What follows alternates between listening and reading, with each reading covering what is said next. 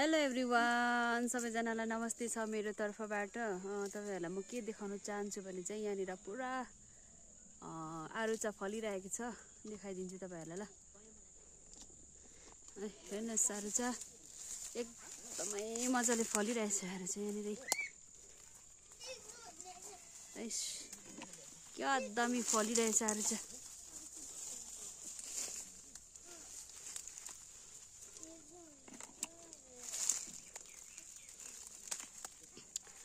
क्या ठुल्ठुलो फलिरहेछ है।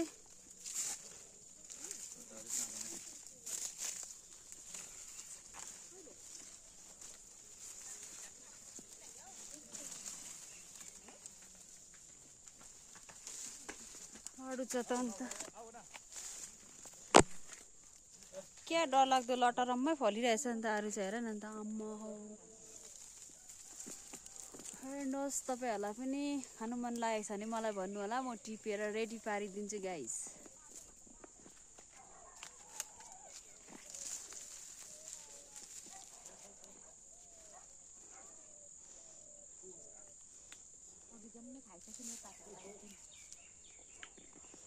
पुरा टिप्दै रहेछ नि त है।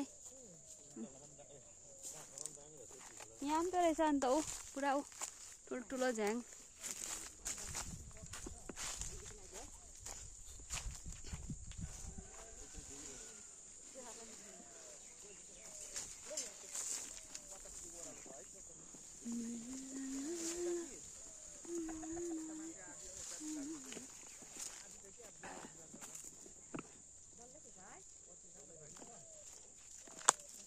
यो चाहिँ कमनबारी हो।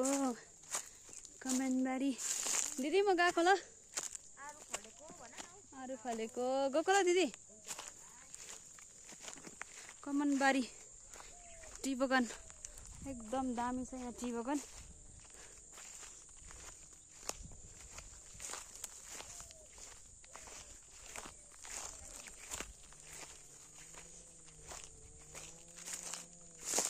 टी बगान एकदम राम्रो छ यो जग्गा। राम्रो छ गाइस एकदम। यो चाहिँ गिङ हनुमान डाँडा हो।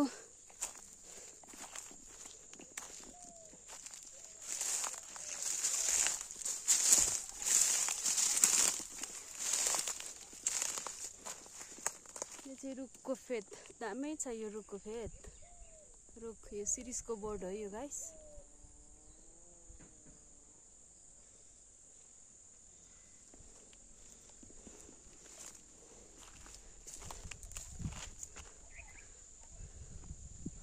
एकदम यहाँ पर यहाँ चाहिँ यो छ के अरे आकाशको कुहिरो लागिरहेछ। दामी हो गाइस, राम्रो छ एकदम। हेर्नुहोस् तपाईहरुले, एकदम सुन्दर ब्युटिफुल देखिरहेको छ।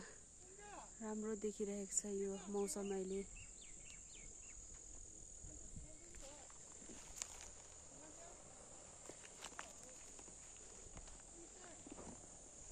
हाम्रो गाउँ चाहिँ यति राम्रो छ, यति राम्रो, यति साह्रो सुन्दर छ यो गिङ हनुमान डाँडा। सो ब्युटिफुल जग्गा छ, एकदमै घुम्नु लायकको छ, एकदम राम्रो छ गाइस।